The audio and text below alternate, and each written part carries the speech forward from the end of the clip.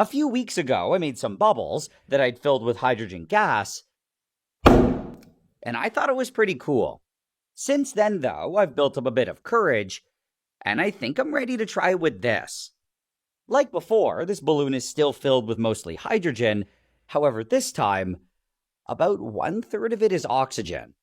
This new mixture is actually explosive, and I'm just going to shoot it into some soapy water.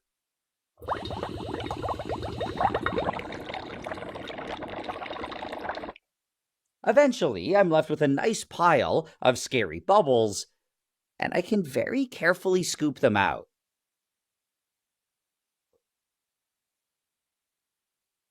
Now, with some good hearing protection on, so I don't destroy my ears, I guess I can just try lighting them on fire.